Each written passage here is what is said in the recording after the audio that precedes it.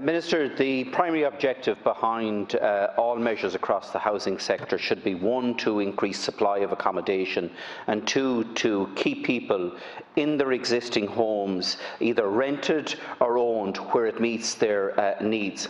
And while the state support is available to those who are renting and cannot meet their housing costs, the state has, since 2014, turned its back on those who have a mortgage and lose their job. Thank you, Deputy. And I think Minister, this is unfair. Please. Thank you, Minister. Thanks, Deputy, for raising this issue. The original purpose of the Mortgage Interest Supplement Scheme was to provide short-term support to eligible people who were unable to meet their mortgage interest repayments in respect of a house which was their sole place of residence due to temporary unemployment or loss of earnings. The 2011 Interdepartmental Mortgage Arrears Working Group report, known as the Keane Report, identified mortgage interest supplement as an inappropriate long-term support. The central tenet of the report's findings was that mortgage interest supplement did little to assist families in improving the long-term difficulty in addressing their mortgage problem.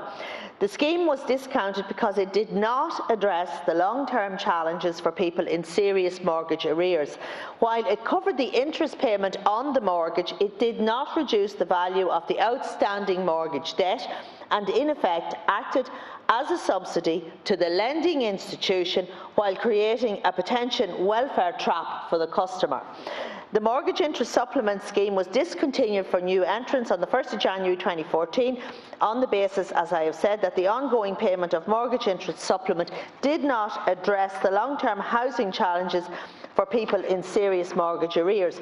There are currently 492 households receiving mortgage interest supplement from my department, down from 9,768 when the scheme closed in 2014. The Central Bank's Code of Conduct for Mortgage Arrears provides for a more appropriate framework for customers, with the responsibility of forbearance for a customer's mortgage difficulties resting with the mortgage service provider.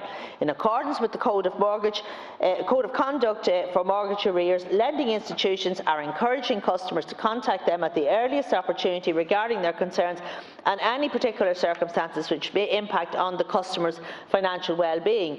Thank you, Minister. We'll take the balance as included in the official account.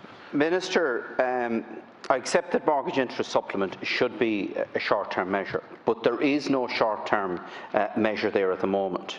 Now, 3 years after the scheme closed, for those existing applicants that were on it, there were 1,700 of them still on it after 3 years. And this was after intensive support being provided by your department, direct engagement with the financial institutions, and still 1,700 people were still on the system. So clearly the other supports that are in place are not working. If you, with your department, the weight of that department available to you, with direct engagement with the financial institutions, 3 years later, 1,700 people were still on that. And today, 7 years later, 400 families are still on that, using the existing alternative mechanisms, which are clearly not working. Deputy Minister, please. Thanks.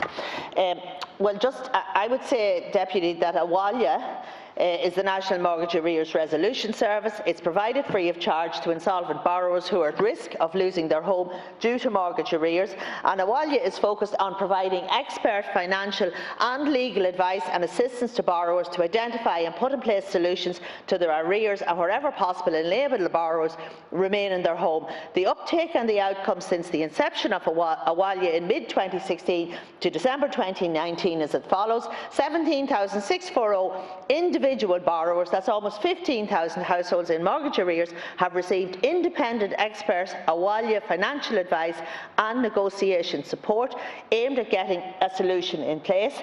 Over 8,000 borrowers facing repossession proceedings have received advice and assistance at court from an Awalia duty solicitor. Almost 1,900 borrowers received legal advice from Awalia consultation solicitors, and I have figures here. Actually, at the end of December 2019. Minister, we'll come back to you. Okay. Deputy Naughten. Minister. I know what you're saying, and I don't dispute that. And in fairness, Awalia is a great service. But there are people who are falling through the cracks. Your own department has accepted that when there are 400 families, after 7 years of intensive engagement, who are still on mortgage interest supplement. But Minister, I want to focus on the unfortunate families who, over the next weeks and months ahead, as the pandemic unemployment payment ceases, as people try to go back to work and they find there is no job available for them. Now, the current mechanism that is there is only kicking the can down the road. What those people need is a short-term supplement to ease that mortgage pressure rather than just loading more debt on them until they get new employment. And as a temporary measure, we should allow mortgage interest supplement in those circumstances. Minister, please. Thanks, Deputy. What I would say is that the Awalia programme has worked well, because when I look at the figures at the end of December 2019, nearly 35% of the 17,640 borrowers who engaged with Awalia financial advice either have a solution in place or they're on trial, and a further 47% of borrowers who engage with Awalia financial advice, that's 8,317 borrowers, are still in their homes and they are receiving ongoing support from their Awalia financial advisor, who is working with the borrower to get a solution into place. And what I would say to you, Deputy, and I know you'll agree with me on this, anybody in any financial difficulty, go to MABS, because the Money Advice Budgeting Service provides a wonderful service and provides people with support and helps them to plan and helps them to figure out how they're going to deal with the challenge that they may have.